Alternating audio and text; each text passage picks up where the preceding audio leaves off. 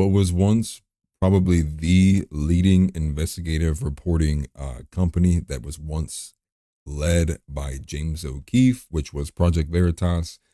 They're in the news one more time with another extremely damaging story that does even more damage to their credibility. Now, I will say that apparently the CEO involved in this story has actually already stepped down. She was the interim CEO. I believe her name was Hannah. I'll put it up on screen here. There was a recent sit down on Patrick Bet-David's podcast with the famous hacker, who I believe his name is Ryan Montgomery. I'll also put him on screen here. Apparently, they put a bunch of work into a story relating to data and evidence they had up over to, I think it was 500 pedophiles. And next thing you know, the story gets shut down. Veritas seemingly wants nothing to do with it. And I will say, to me, I'm not shocked one bit seeing how the split occurred between James O'Keefe and Veritas. The other thing I will point out that is a little bit sad is it seems that since that actual instance happened, that neither group really has much big sway in the culture and in the news anymore. Part of me thinks a big reason to that was Project Veritas probably was the funnel for which James O'Keefe could get all of the access, could get all of this money, all of the equipment. And without that, his operation has been, definitely scaled back to a lot more solo stuff. I know there was a recent couple of these journalists from Veritas who went on Timcast not too long ago, and they seem to be doing okay work. But as it seems right now, the entire organization is corrupt at the top. Now, I can't speak for the entire grassroots and the people underneath that, but here's a clip of Ryan Montgomery saying it for himself and talking about how they walked away from the program when they had evidence for 500 pedophiles. I heard about a story with you and James O'Keefe where Project Veritas reached out to you. How did that end up with the story? So James O'Keefe himself did not reach out to me. He was already gone, I guess, by that point. I didn't know anything about Project Veritas. I did see a momentary clip of them with with a previous story that they had, but I didn't know anything about them. I'm not a big politics guy. I don't know much about. I don't know. It's just not my thing.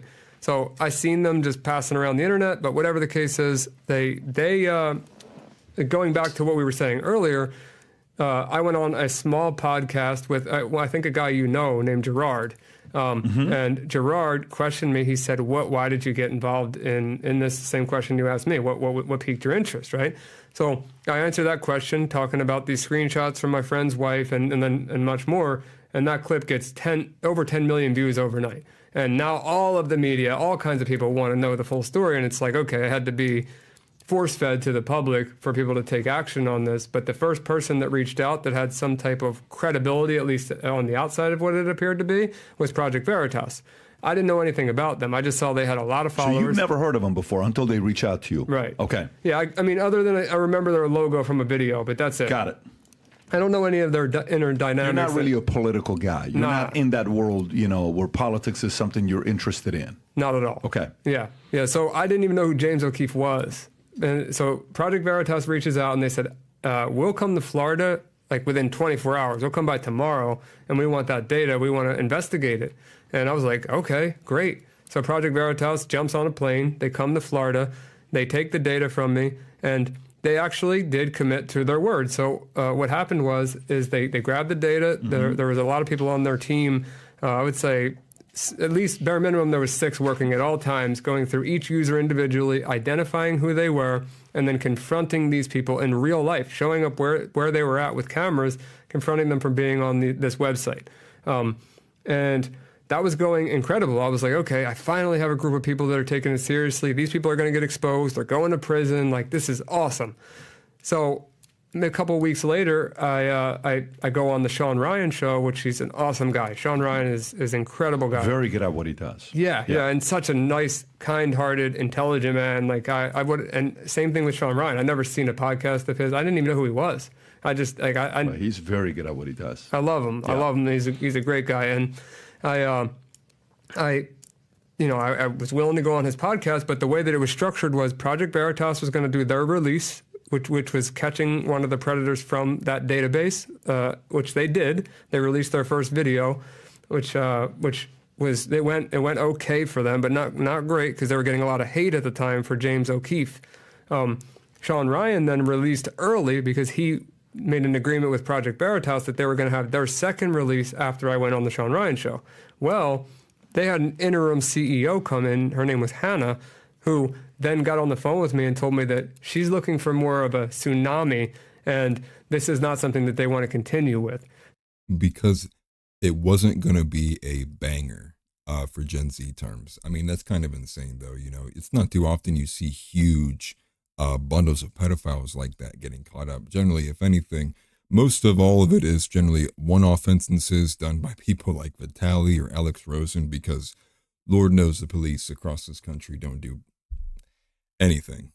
But the one thing I did want to say is, like, you know, he's sitting here saying he doesn't know who James O'Keefe is, and I'm kind of bewildered at that.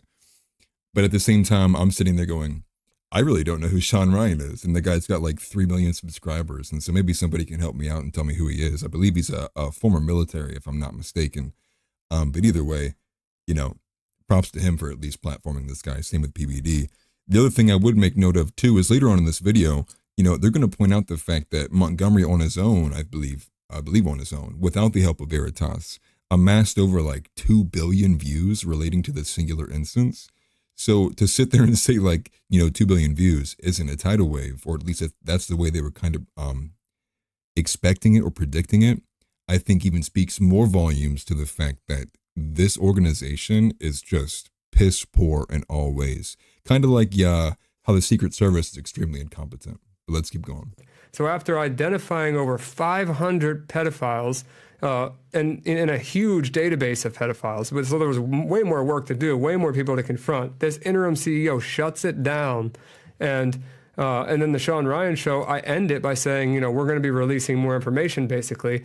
And it never happens because the interim CEO shut it down. So all of that investigatory work that was done by all of the people at Project Veritas, wow, it was for almost nothing, which was sad to see because those people really tried hard, and I respect them for it. How much time did they put into it with you? Oh, I mean, a lot of time. I would say there's 500 of them, and they didn't want to do anything with 500?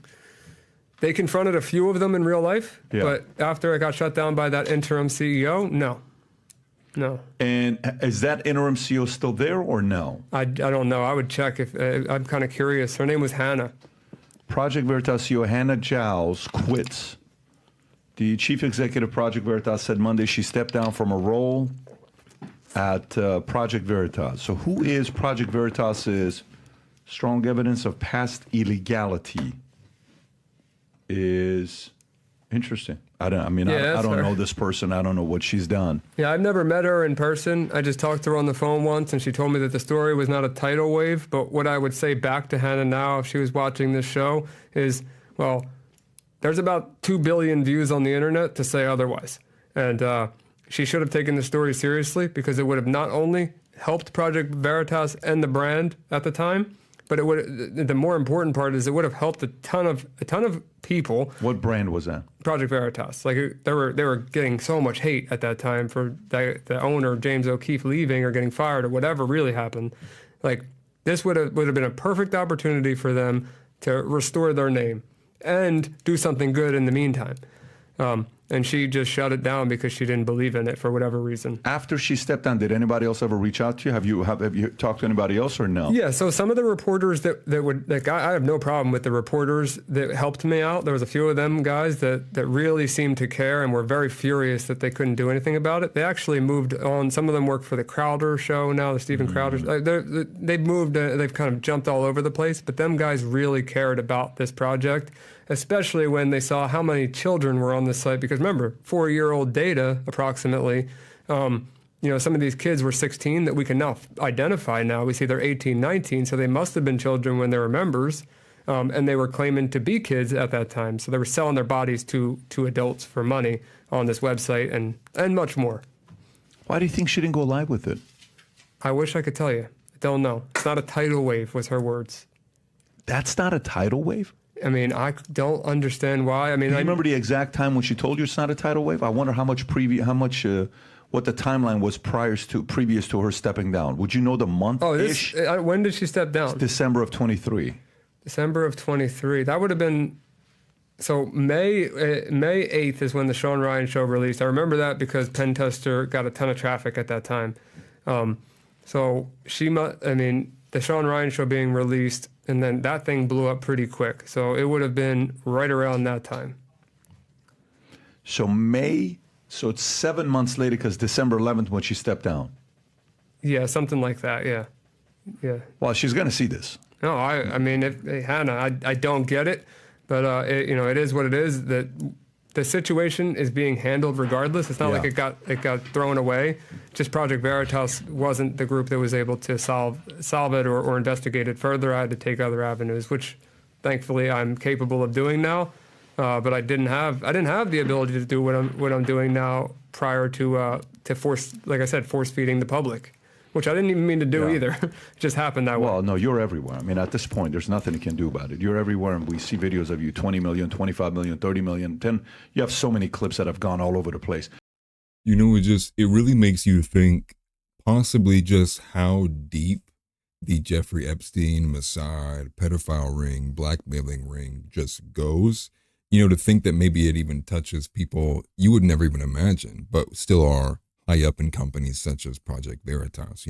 Not putting down any allegations that that's what Hannah is, but this story kind of reeks of that kind of involvement, this kind of influence, this kind of, oh, what was that you talked about? Oh, no, we can't cover that. The latter is over here, just making up just straight bullshit to try to obfuscate the reason why they don't want to pick up the story. Because it seemed even to Ryan in this video here, just like, what? Like, what are you talking about? This is pretty big.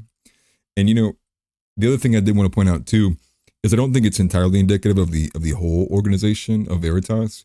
I think even with Ryan mentioning there too, those grassroots journalists, probably people who were actually inspired by James O'Keefe, people who are probably like you and I, who are inspired by truth, and wanting to find answers, seeking answers, and willing to be offensive to get them, especially with a lot of these the investigative reports they do with, like, they're wearing mustaches to infiltrate into different areas. It's pretty disturbing and it's sad.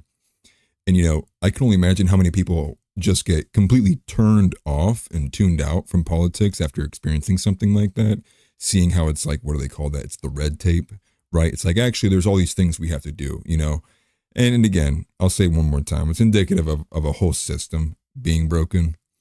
And the second thing, and this is a side point from all of it too, is just the amount of hypersexualization we're seeing, combined with the fact that it's getting more prominent in the pedophilic of relationships. I mean, what else do you need to see to truly understand that our social fabric as a society is like rotting to the core? And then for these stories to not be like mainstream news or to not be picked up by a company like Veritas when your credibility is failing, it's like, well, joke's on you. Now the story's even bigger and you look like a fool again. So again, it speaks to the fact that competence, and maybe it's because she's a woman, I'm joking, but not really. It's just sad. And it makes me wish that, these things didn't happen, especially for how such a good thing James O'Keefe in the early Project Veritas days were. It makes you think, like, what really could have been had there not been some kind of nefarious involvement on the other end. So with that, make sure you smash the like button if you do enjoy this. And I will say again, too, I do operate a live show called Offensively Accurate. I try to do it at least once or twice a week, try for 2 times a week. So like, share, and subscribe if you enjoy it. I appreciate it very much, and I'll see you next time.